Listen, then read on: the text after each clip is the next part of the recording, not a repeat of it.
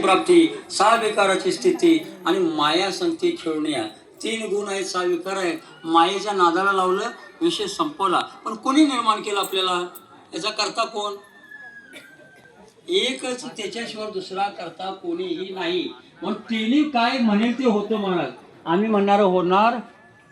भगवंताने काही म्हणावं, काही म्हणावं म्हणजे त्याला माहिती आहे आपण काय म्हणायचं, काय बोलायचं, कशासाठी अवतार घ्यायचा. म्हणून देवाचे अवतार भक्ताशी संसार दोहीचा विचार एकपणे म्हणले. दोघांचा विचार एक आहे. देवाचा विचार काय? यदा यदाशी धर्मशे. भक्ताचा विचार काय? करू धर्माचे पालन पाकाण खंडन. धर्माचे पालन करून पाकाण खंडन करू आम्ही.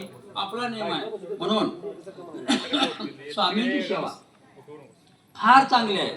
आम्हाला काही लोक माणसं गुरुवारी आली की विचारतात, महाराज स्वामींची सेवा कशा आहे, स्वामी कधी भेटतील आपल्याला? 100% बरोबर, चांगला आहे मला ते विचार. कारण का गोंदवलेकर महाराज सुद्धा म्हणले उभ्या आयुष्यामध्ये आपल्या. गोंदवलेकर महाराज माहिती आहे ना, गोंदवलेकर कधी गेला असेल तर गोंदवलेकर महाराज काय म्हणले उभ्या आयुष्यामध्ये की मला सगळी गिराक भेटली हिंग मिऱ्याची. कशी भेटली? केशर कस्तुरीचं गिराक भेटलं नाही म्हणले. आता केशर कस्तुरी कशाला म्हणले ते, आणि हिंग मिरी काय म्हणले? सगळी लोक जे माझ्या उभ्या आयुष्यात आली, सगळ्या लोकांनी मला संसार विचारला. काय विचारला? संसाराशिवाय दुसरं काही विचारच नाही हो. पण हिंग मिर त्याला म्हणले. आणि केशर कस्तुरी कसे गिराकच का नाही? केशर कस्तुरी म्हणजे नेमकं काय? तर कशी सेवा केल्यानंतर भगवंताची प्राप्ती होईल हे कुणीही विचारलं नाही. सगळ्यांनी काय विचारला? संसारच विचारला. म्हणून ठीक आहे, असू दे, संसार हा पाहिजेच आहे, नसून चालत नाही. पण संसार करायचा. संत कुठे होते महाराज? संसारात होते. आणि संसारात राहून त्यांनी सगळं मिळवलं महाराज. त्यांनी काय घरस्थ आश्रमातच सगळं मिळवलं संसार संतांनी. ते काय कुठे बाहेर जंगलात गेले नाहीत, वनात गेले नाहीत, कुठे थांबले नाहीत, कोणी संन्यास घेतला नाही, हा काही केलं नाही. पण संसारात राहून सुद्धा देव मिळतो. पण मिळवायला पाहिजे. कसा मिळवायला पाहिजे?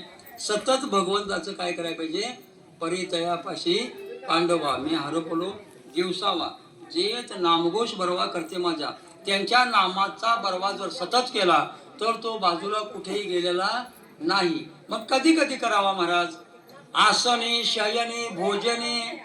आता आसनावर बसल्यावर सुद्धा, घरात सुद्धा, शयनी म्हणजे झोपताना सुद्धा, झोपल्यावर सुद्धा, भोजने नाम घेता ग्रासोग्राशी, तो जेवविला उपवाशी.